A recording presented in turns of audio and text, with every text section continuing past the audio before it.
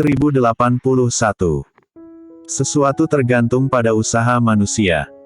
Ketika sampai di tengah gunung, punggung Audrey Han sudah berkeringat meskipun sekarang adalah musim dingin.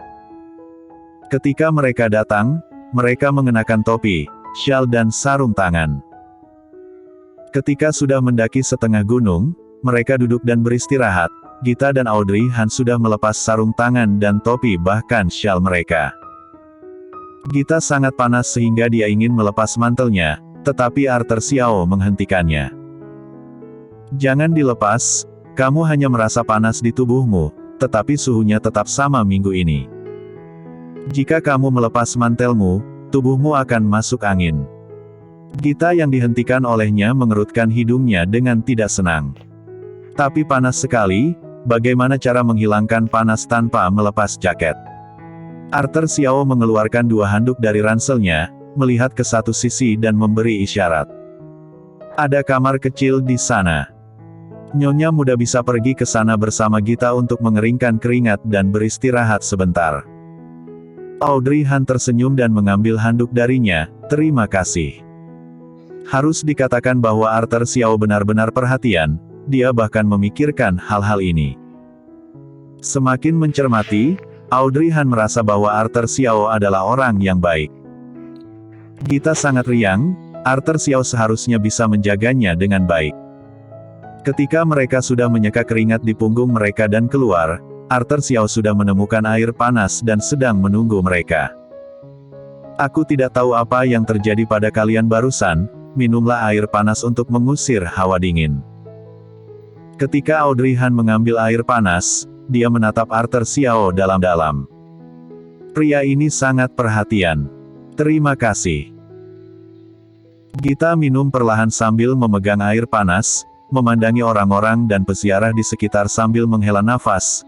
Aku pikir diriku sudah berusaha cukup baik. Saat di jalanan, aku merasa diriku sangat hebat. Tidak disangka ketika sampai di tengah gunung, aku barusan menyadari ada begitu banyak orang. Ketika kita mencapai puncak, apakah akan ada begitu banyak orang juga? Audrey Han mengerutkan bibirnya dan tersenyum. Mungkin. Lagi pula, ada banyak orang yang sembahyang dengan tulus. Kekuatan fisik mereka pulih setelah beristirahat selama setengah jam dan kemudian melanjutkan pendakian. Saat semakin dekat ke puncak gunung, Audrey Han merasa bahwa kekuatan fisiknya terkuras cepat. Waktu istirahatnya lama tetapi waktu berjalan sangat singkat. Jika dirinya hamil selama beberapa bulan lagi, dia benar-benar tidak akan bisa memanjat. Hingga sekitar pukul 5 sore, ketiganya akhirnya sampai di puncak gunung. Sebenarnya, mereka tidak seharusnya tiba begitu terlambat, tetapi karena energi Audrey Han dan Gita tidak cukup, jadi mereka beristirahat beberapa kali dan waktu terbuang begitu saja. Saat masuk nanti, ikuti aku jika tidak tahu cara beribadah, jangan berlarian. Sebelum masuk untuk membakar dupa, Audrey Han memberitahu Gita di sebelahnya. Ada banyak orang yang datang ke Gunung Yun untuk sembahyang, tetapi semua orang sangat serius dan tidak ada yang tersenyum. Ketika tiba giliran Audrey Han, dia berlutut dan berdoa dengan sungguh-sungguh. Gita saleh dan serius di sampingnya. Apakah kamu pernah meminta petunjuk melalui undian dan tahu cara memintanya? Gita mengangguk tanpa sadar, tahu.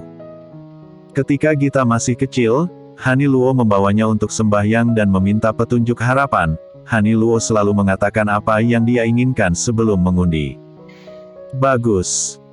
Audrey Han menutup matanya ketika dia meminta petunjuk dan menggoyangkan silinder undian di tangannya.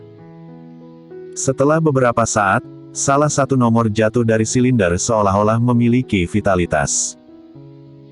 Audrey Han mengambil undian tersebut dan melihatnya. Setelah mengingat nomor di atasnya, dia memasukkan nomor tersebut kembali ke dalam silinder dan membungkuk dengan penuh doa lagi. Gita sedikit gugup saat tiba gilirannya sendiri. Ketika dia mendengar bahwa Audrey Han akan datang, dia merasa bahwa dia menginginkan sesuatu di dalam hatinya dan ingin ikut bersamanya. Dia tahu apa yang diinginkan. Tapi ketika dia benar-benar meminta petunjuk, Gita menganggap itu konyol.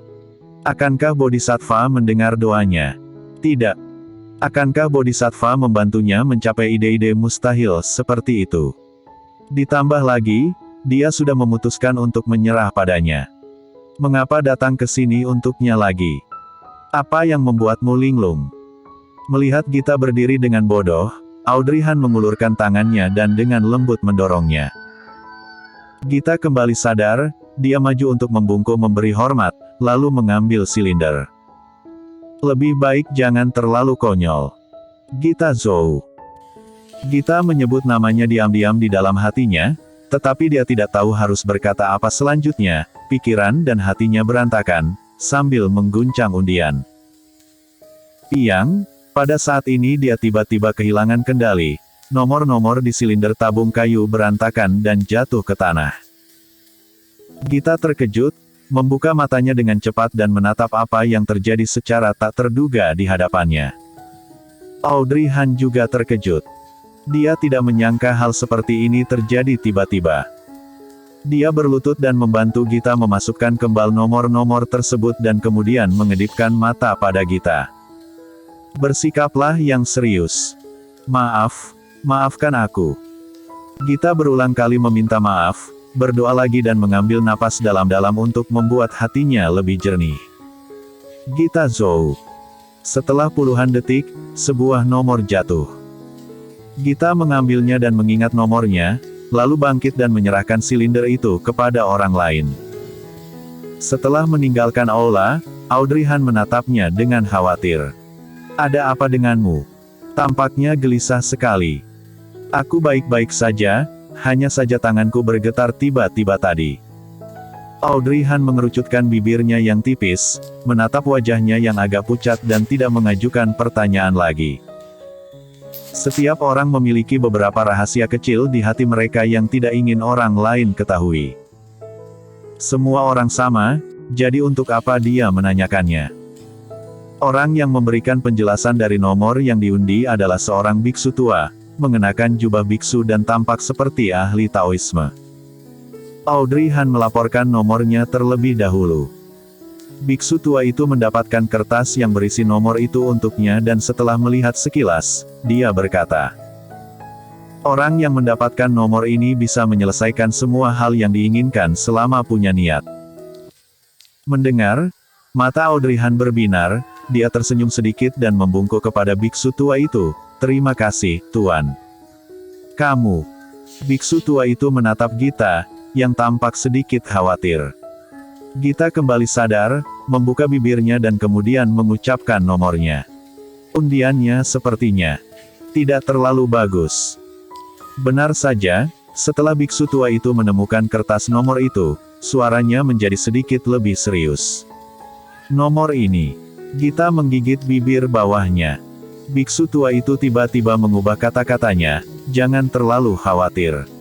Semua tergantung pada usaha manusia bisa menaklukkan langit. Gita merasa bahwa perkataan ini diucapkan oleh biksu tua untuk menghiburnya dan dia merasa sedikit sedih, tetapi dia masih tidak mengecewakan niat baiknya. Dia tersenyum samar dan membungkuk kepada biksu tua itu, terima kasih Tuan.